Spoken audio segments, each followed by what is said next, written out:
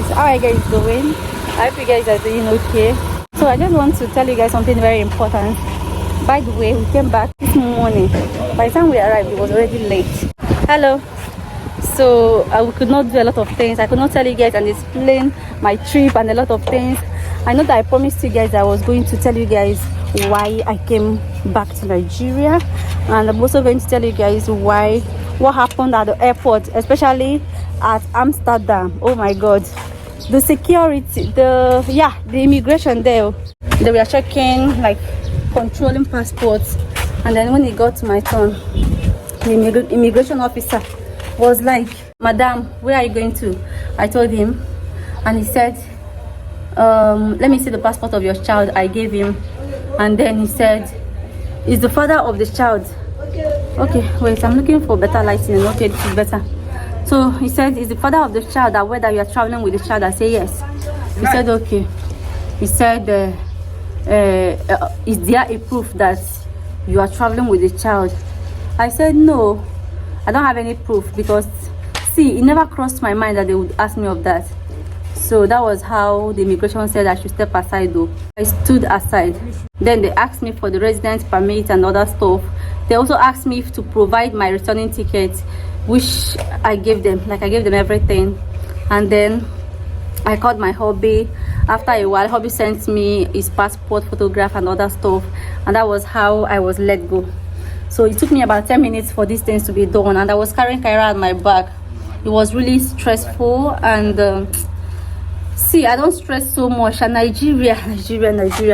When we arrived in Nigeria yesterday, then see, I'm a Nigerian, but my traveling from Germany to Nigeria, I started at Amsterdam. The only thing and the only reason they delayed me was because I did not get the consent of my husband for before traveling with my child. Like, I didn't have something to prove that my husband gave his consent. But never was I ever delayed unnecessarily or harassed or asked some irrelevant questions. But then we go to Nigerian border, like we wanted to cross the immigration. They asked for my passport, which is normal. I gave them everything. And then the woman was like, "Madam." And by this time, Kyra was sweating like Christmas goods. I was also sweating. The moment the flight arrived Lagos, if you see sweat, I never see that kind of thing in my life. Kyra was crying at my back, and I was carrying this heavy bag. Oh my god. The woman said, "Did I sign any paper, any form?" I said, "I don't sign any form." The woman said, "Okay, I carry this form, go sign it." The form was not even something necessary. Like me, I think that it was unnecessary. So I had to sign the form, and after signing the form, the woman told me to go. Like, I asked the woman, "What else do you want?" He said, "No, I should just go." So I went to, and then I got to another immigration point, and then I saw this crowd there.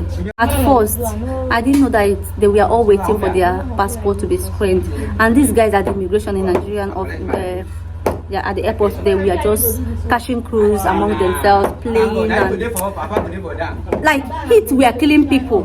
Why these people were just catching crews? They were attending to people, but they were not doing it, like they were not serious with it, because there is in a situation where you will be will be forced to be fast at least. Try to be fast at least. But Nigerian immigration, they not do that yesterday. I'm just talking based on my own experience. I don't know for other people. So Kyra was sweating, crying. For the first time, this child was coming to Nigeria. She was backed as well. So the heat was too much. So I went straight to the counter. The man was like, "Madam, please, can you join the queue?" I look at the queue first. I said, "Okay, let me just go and join the queue and see what happens." So I went to join the queue. Kyra was crying non-stop.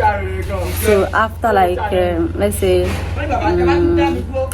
after like 2-3 minutes, the people at the queue, because Kyra was crying, she was sweating. I was sweating. I was restless. So the people at the queue was like, "Madam, go to the front, let them attend to you." I told them that the man said I should join the queue, which is normal. The women said, "No, how can you carry a child?" And they asked you to go and join this long queue, and the child is suffering here. That was how I gathered courage. I run, go meet the man.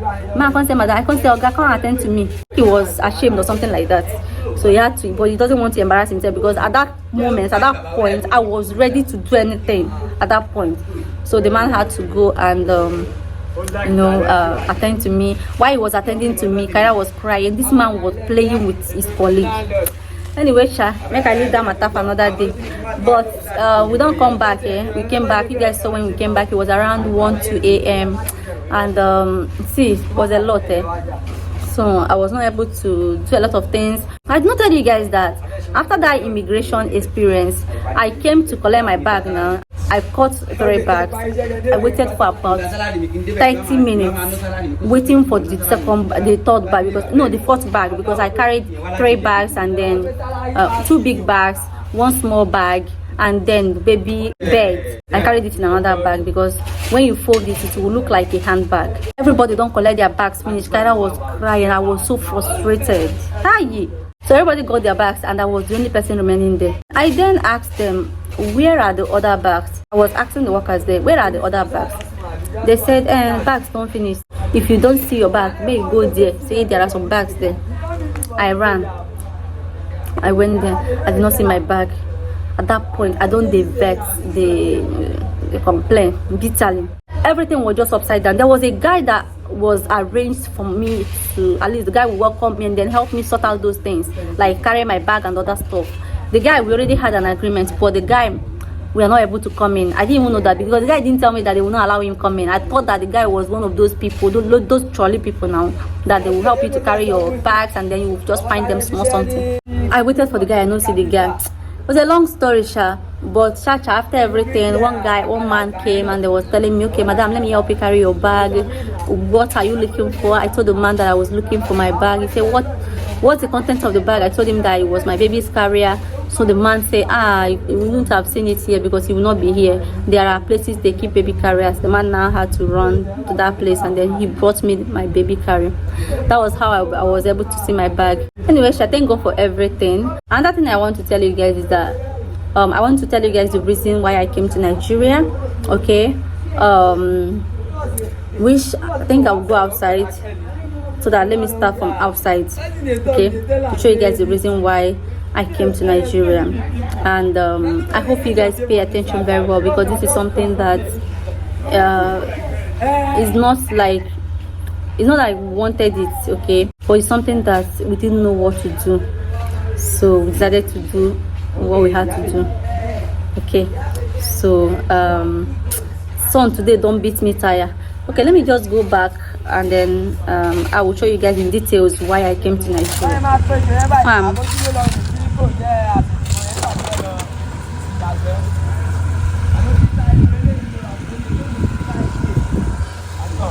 This is why I came back to Nigeria. Okay, so now I will start from the beginning. You see this fence now that you see people working on. This fence now that you see people plastering and rebuilding. This fence was broken down. I'm going to look for the previous videos of this fence so that you guys will understand me better. So this fence were broken down. I am going to go around this building so that I will explain to you guys in details, but I want to go out right now. So let's say when I come back, I will explain in details, because I don't have time right now. I want to go and buy stuff, and this is already evening. I need to go and buy something so that we'll be able to cook. Okay, I need to cook food because there is no good food in the house for me to eat.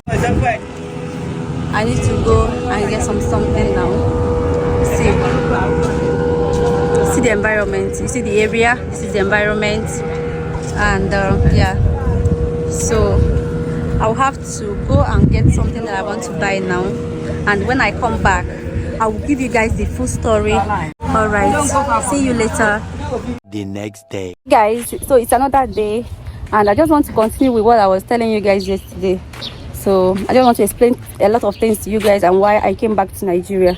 You know, there's this day that I saw something. I saw a girl crying, saying that she gave people, her brother, her own elder brother, money to build house for her, and she's been working in America for 40 years saving, and then the brother no work, like he just chop all the money. That is our case, and that is why I came back to Nigeria. So I'll be showing you guys this building, and I'll tell you guys how they swindled our money, took all our money and gave us rubbish as a building, and why I decided to come back. So wait, let me show you guys one after the other.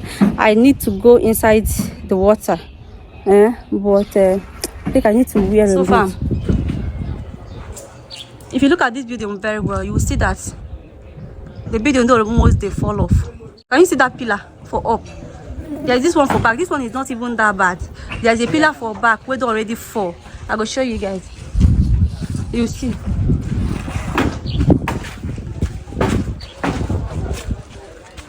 Can you see that pillar for back? Wait, I need to zoom it so you guys will see it very well. See that thing now that you see is a pillar, but it don't fall from the building. The building is bent. I'll go to the other side so that I will explain it better. Okay, the building don't fall. Then I'll go inside and also show you guys some of the things that you guys need to know. See the building that somebody built for somebody when no day. Somebody that call you a friend and a brother. Look at the kind of house they build. See, the house if they break. This house cost us millions of naira. This house, I'm sure that if you're in Nigeria, you go know how much building materials they cost for market. See.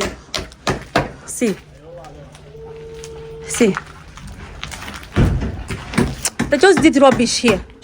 See the little space. Just look at the rubbish.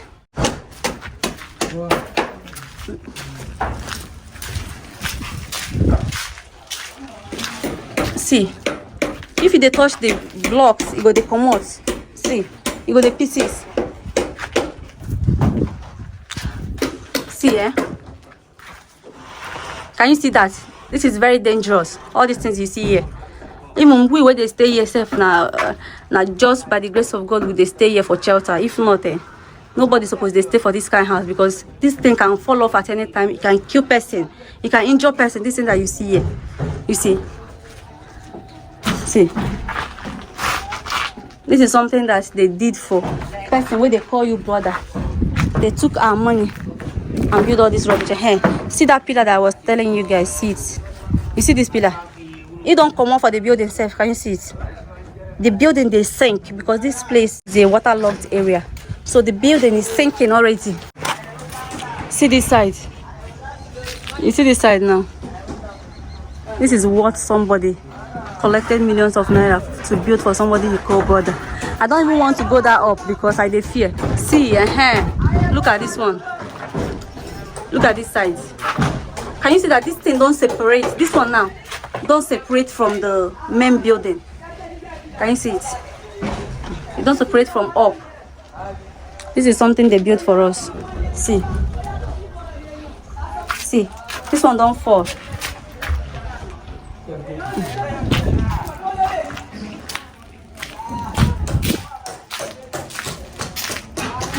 See.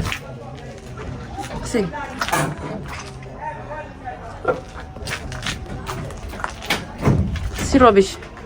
If you go that upset, now the same thing. Rubbish. Now rubbish they build. Maybe if I find somebody that will come up with me, then I will carry you guys upstairs so that you guys will also see it by yourself. So fam, this is a building that we embarked on, I think in around that time 2014, 2015. And they kept asking my husband for money. My husband was giving them everything they were asking him of. And before that time, my husband never, he didn't have an idea of how to build a house, because he's not an engineer now. He cannot construct a house. He's not an architect, so he doesn't know how to build a house. So he didn't know that a lot of things are involved. And these people were collecting money from him, and he was in Nigeria.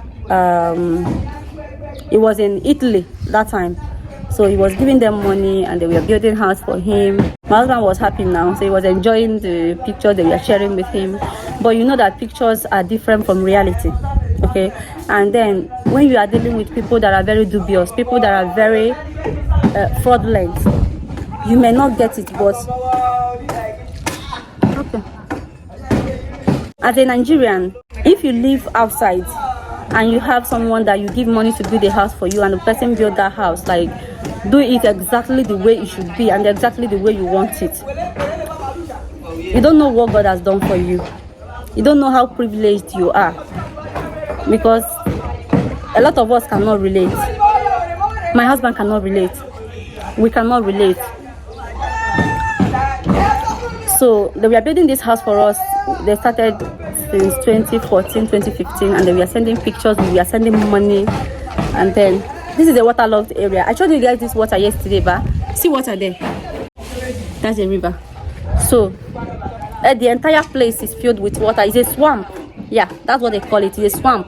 So you have to fill it up and you have to build it very well. If it's not well built, then the building will bend or the building will sink and fall eventually. This building was going down because they did not do piling on it. They did not build it very well. Even when they collected money for piling and all those stuff for us, because they did not do any of these things. That was how they ate our money, and they gave us this rubbish. So after a while, when we discovered it, that was when we said that we are not sending money to anybody again to build house for us. Even the engineer had to run. That was why we said that we will not be sending money again without coming to see what they are doing for us. So we did not send any money. We stopped work on this building. So they are going to remove the roof. They are going to spoil the house, like bring down the house. Okay, yeah, that's what we want to do. It's painful, very, very painful, because this is years of hard work. This is years of suffering, like, because you suffer to work. Working is not easy. To work and earn money is not easy anywhere. So it's years of hard work that is going to go down the drain just like that. And it's very, very painful. It's very painful because our people say that Ejura Patatuko Abogline. You cannot become a wealthy man. That is the translation. You cannot become a wealthy man if you keep throwing away the little ones that you have. Do you get? But we will not mind, because this thing is very dangerous. In years, if this thing come fall for a year, like if this house fall today, I call it a thing because this is not a house. If it fall today on its own, and that will be a total loss for us. So that is why we said it's better we bring it down by ourselves. Yeah, let the money go, let the sweat and everything that we spent to build it, let it go. We will bear it. In fact, we already did bear them. That is why I came back to Nigeria, because I want to supervise the destruction of this rubbish. And then we believe that if God wants, which I know that God wants, because God wants good things for his children, we are going to build another one by God's grace. We'll save up, we'll work hard, that we'll build another one. We just have to let this one go, because it is not okay. This house is sinking every day. They sink every single day. It's not supposed to be like that. So this is why I came back to Nigeria.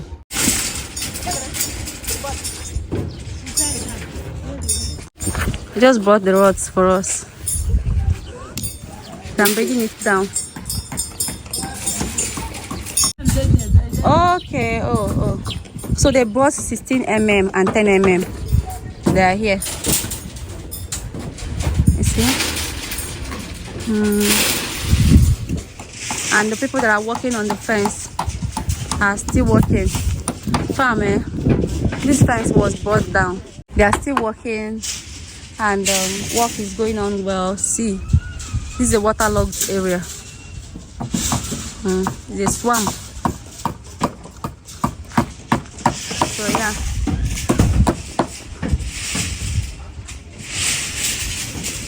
See? Fam, this is my beautiful younger sister, my immediate younger sister, and she's been the one handling this thing. Hi. Wait, this start YouTube. So she has been doing well, honestly. Like, I'm super grateful and blessed to have her, honestly. And this is my pet brother. This one of my and that one is our last born. So that's the last child of our parents. So she will be on okay, come on. And then this is my best younger brother again, but my cousin. He's my cousin, my father's younger brother. He's the father of this boy.